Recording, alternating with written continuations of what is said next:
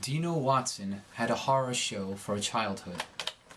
She rose above the death of her father and the imprisonment of her mother to become a tour guide of Pandora's Box, the magical shopping center where visitors play out their fondest dreams and worst fears.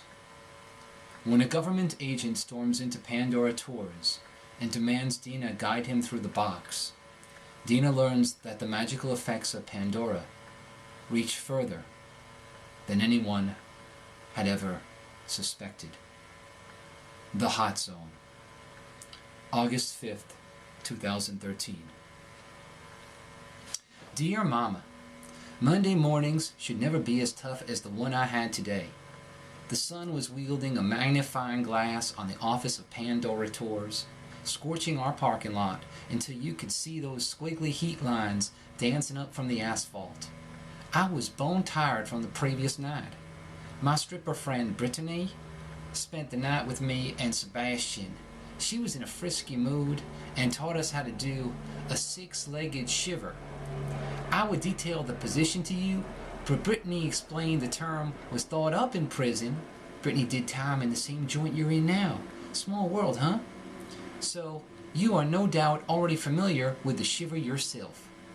I normally wouldn't write to you about my private life, but the heat has been so intense that I think the part of my brain that has to do with inhibitions melted off the day we hit 111 degrees.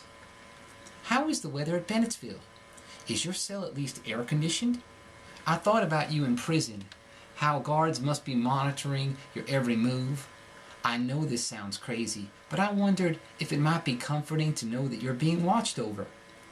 Anyway, this morning I didn't even want to get out of bed, but Sebastian told me that if I didn't come into work, then nobody would be there. When he slipped a bonus 50 into my bra, I remembered what you always say about cash. Rich or poor, it's good to have money. Ha ha. When I fail to plan, then I'm planning to fail. So I stopped at the local grocery store and picked up a dozen Ghirardelli brownie cookies. I was fixing to spend the morning working my way through a puzzle book and munching up a storm. There I was, comfortably perched behind Sebastian's oak desk, when a death black SUV rumbled into the parking lot. It made such a racket that milk bubbled over the side of my mug. In walked an African-American guy in a suit. He was as bald as a cabbage and wore glasses. He spoke in the clearest voice, like he'd spent his whole life in school. No trace of an accent. My name is Scott Boozer. I work for the United States government. Are you Dina Paige Watson? I hate when folks use my middle name. Aunt Paige was a nice lady, except when she hallucinated from cooking too much cough syrup in her trailer and started beating everyone with a swatch of rubber hose. But I just don't like the sound of the name Paige. Makes me think of reading a book. Paige. Don't get me wrong, Mama. I'm grateful for the name you gave me, my first name, but I'm not a fan of paper products. Yes, I'm Dina. May I see some identification? He reached into his suit and drew his badge, but his face scrunched up as he leaned back. I practically ducked under the table because I saw the sneeze coming a mile away. He sneezed facing the wall, which left a mist of snot on the movie poster of two old people cuddling. I made a mental note to ask my boss Larry to shit can that relic. When the agent got done picking booger out of his nose, he tried to hand me his government ID. Like I'd ever consider touching it, as if... You schooled me not to be rude, Mama, so I held my breath and gave his badge the once-over. He was named Scott Erasmus Boozer, an E5 level agent for the Department of Health. Boozer? I asked. Is that your real name? He shoved his glasses up the bridge of his nose. What about it? It sounds like the nickname for a fella who drinks too much. It's my surname. Well then, yes sir. I didn't want to bring his cold home to my boyfriend. I sat leaning all the way back, my arms folded across my chest. Agent Boozer said, let me explain why we're here. We? Myself and my associate. I peeked out the window to clock the SUV, but its windows were tinted, so I couldn't reckon if anyone was in there. It was a big vehicle, so there could have been a whole squadron of sneezing health department guys inside, dripping their runny noses all over each other, touching everything in the front and back seats with their germ-laced hands. Agent Boozer remained standing, his posture as rigid as a flagpole. The health department is deciding if it should launch one of the largest epidemiological studies ever conducted, with the purpose of determining if it is a health risk to live near the former Crescent Beach Mall. I didn't know what he meant, and I didn't want to know. I gave him a view of my lifted palm. Come back when Sebastian and Larry are here. The agent didn't move. We drove in from Columbia, and we're not in the habit of wasting Uncle Sam's time or money. Listen, Mr. Boozer, I don't like to be criticized, judged, or assessed on any level, so I'm not a fan of answering questions.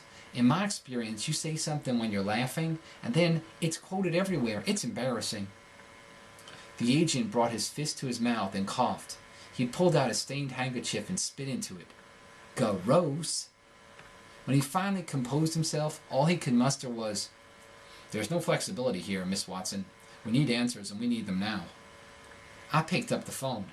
Whenever an inspector shows up, I'm instructed to call my bosses, both of them. I decided to call Sebastian first, since he was the one who insisted I come in to work. The phone in the office has an old-school rotary dial, so it took me 1,000,000 years to place the call. Sebastian's voice creaked onto the line like a torn piece of cardboard. Hello? Sebastian, there's a government agent who needs to speak with you. Well, aren't I blessed? Huh? Nothing, D. Put him on. Might as well get this over with. I wasn't about to have Agent Runnynose touch the phone. Let me call you back with my cell. What for? It has a speaker. I heard Sebastian light a cigarette on his end of the line. No prob, but be warned. I got the worst hangover in history, so my language might turn blue. I hung up and pulled out my cell. Sebastian must still have been drunk if he thought his words could change colors. I'm so glad I have a low tolerance for whiskey, Mama. It gives people the strangest ideas. I called back Sebastian, put him on speaker mode, and placed the phone on the desk. My fingers were twitching the whole time, because I was ready to snatch my phone back if Agent Boozer, that walking flu epidemic, tried to touch it.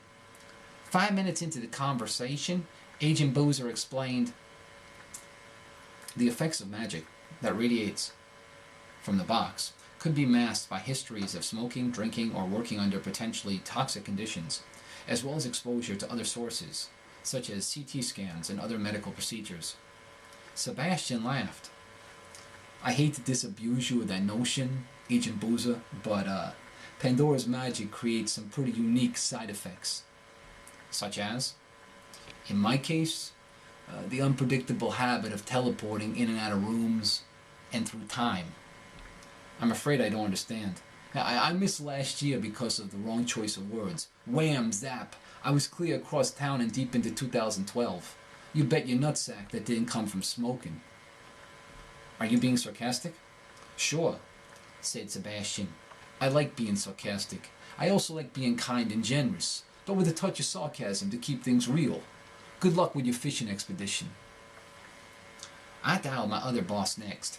Larry Letterman is an old coot who always smells like he's just eaten a cheese sandwich. He talks like he's narrating a black and white movie. Why the early morning revelry, Fruit Chew? I had a horrible experience last night that's left me a little pummeled. Mr. Letterman, I have you on speakerphone. There's a government agent here too. Never interrupt the last words of a dying man, honeybee. Don't you care enough to hear what this old Jew? Don't you care enough to hear what's taken this old Jew off the map? Of course, but... The senior discount, kiddo. I clipped a coupon out of the Shooting Star for a flounder and shrimp combo. Thought I'd hit that drive-thru, turn on some late-night boob tube, and mix myself a Bacardi and Coke. Well, you know what they say about making plans, don't you? Agent Boozer interrupted Larry and gave him an earful, spelling out the purpose of his visit. Larry seemed pretty relaxed about the whole thing. His old man voice was calm and even. This isn't the first time the health department has given Horry County's claim to fame a look-see. Those earlier efforts had problems, Agent Boozer replied. The implications of this study could be profound. If it finds higher cancer risks near the box, there will be enormous public pressure to shut it down. Larry chuckled. I'd like to see it try. In fact, I'd shell out hard-earned greenbacks to watch any government agency take a shot at Pandora. Larry groaned like he was in pain, and when he next spoke, his voice was weak. I'll tell you what, if you want to find a true menace to the health of Crescent Beach, test the grub over at Earl's Calabash. Agent Boozer stood there like a wooden statue, a wooden Indian. The only difference between him and a statue was that he had a tear of snot running down the side of his lip. Larry took offense at the silence. What, no laugh? You didn't think that was a good one? Earl's Cala? You're talking to a government agent. We are notoriously difficult to provoke. Good day, Mr. Letterman. Agent Boozer did something totally disgusting. He picked up my cell phone and pressed the red stop button. I didn't care that he'd hung up on Larry, only that my phone, was now covered with a gazillion little flu bug cooties. Where are you going? He asked. I stormed past him and dug a bag of disinfectant towels from the bathroom cabinet. When I came back, Agent Boozer topped himself in the most disgusting category. I was wiping off the phone as he reached into my carton of cookies, poked around the 10 or so that were left, and took one. All this with those nasty, unclean fingers of his. He must have been as blind as a slab of concrete, because he just stood there whistling Dixie. I was fit to be tied, but I bit my tongue and tried to remain polite, like you schooled me, Mama. Agent Boozer said, now that we're through discussing the matter with your superiors, you're clear too. If you're so worried about radiation, Mr. Boozer, then why aren't you wearing one of those spacesuits? Agent Boozer brought me out to his SUV, where I met his associate. The other agent sat behind the wheel with a straight back. He wore razor-thin sunglasses and never said a peep. Agent Boozer pulled open the passenger side door. Get in, Miss Watson. Huh? You'll be accompanying us to Pandora. What's that? Before I could think up a good excuse, he motioned me into the SUV. I didn't want to go in, but I certainly didn't want him to touch me, so I held my breath and took a seat. As the sunroof closed above, I had the feeling I was being locked up. The navigation system started barking out orders as we rolled away from Pandora Tours. I rubbed my thighs together and tried not to touch anything. I was feeling antsy because I've had a lifetime of people walking all over me and was unhappy about this agent and his partner adding to the footprints. They pulled over to the side of the road just before the mall. I was allowed to stretch my legs while the two men pulled on those tinfoil suits. The sun burned like a fireball hanging just overhead, enveloping the 3000 space parking lot like a blazing corner of hell. A mosquito the size of a radish landed on my arm. I swatted it away, but in the corner of my eye, I saw that the palmetto grass was buzzing with bloodsuckers. Mr. Boozer, do you think the bugs are taking longer to die this summer because of the radiation? Or could it just be the glasshouse effect? He gave me an empty smile. Possibly the results of global warming. I wanted him to elaborate, but he was busying himself with a little machine that made high-pitched clicking sounds. Mr. Boozer, why did only 2 of you come here? Couldn't the government spare any more agents? We're scouts, Miss Watson, part of a pilot study to help estimate the time and costs involved. What should we expect when we get inside? Hard to say. I would recommend we move slow and pray the powers that be don't know we're coming. Here. He handed me a clear package that contained one of those astronaut suits. No judgment, sir, but that just won't work for me. I'd bake in one of those. They're nearly impregnable to radiation. I don't know what that word means. Impregnable? That suit will keep you safe. I'll pass. Wearing a hot suit in the summertime is as dumb as calling 911 for a beer run. Plus it's silver. I can't imagine wearing anything that's the same color as a dime. What are you afraid you'll get, anyway? Cancer, for starters. How are you going to learn about that by studying the box? Most people visit from out of town, vacationers. How will you track them all down? You've introduced the issue of population mobility. Come again? Hop in, Miss Watson. We're on a tight schedule. We piled back into the SUV. They turned up the air conditioning full blast. But the ride to the entrance of the food atrium was so short that the cooling didn't have enough time to reach the back seat. The driver stayed behind the wheel. Agent Boozer climbed out. In that ridiculous outfit, he looked like he was bouncing out the side door of a moon lander. I was tempted to say, "One small step for mankind," but the way the corners of his mouth were all wrinkled, I knew better than to joke. The engine of the SUV remained running as Agent Boozer and I walked up to the glass doors of the box. I warned him, things can grow complicated inside. He was so tense he barely grunted out an okay, but I was tickled pink because he was wearing that spacesuit, which meant all his germs were trapped in there with him. The mall was very quiet. How quiet, Mama? Well, I once watched a special on TV about tectonic plates. Those are pieces of the Earth's crust. It was so quiet that afternoon that I swear I heard those plates shifting beneath us. We wasted the whole dang day in there. The driver of the SUV was snoring when we limped outside. I was tired and hungry. The sun was refusing to set, and a family of deer had wandered onto the lot, standing like pieces of sunlit stone beside an abandoned bulldozer. On the drive back, we crossed the dock, busy with people fishing and crabbing. A group of kids ran toward the water. I recognized one of the locals, an old-timer, and waved hello. I told Agent Boozer about the guy I waved at. That man tosses his net in the creek every summer for the last 25 years. He never wears sunscreen. How are you going to test him? Agent Boozer pulled the helmet off his suit. I'm unsure what you mean. If so many other things can give you cancer, how will you be able to tell if it was caused by the box? Agent Boozer nodded. Nobody will be completely happy with the results, that's for sure.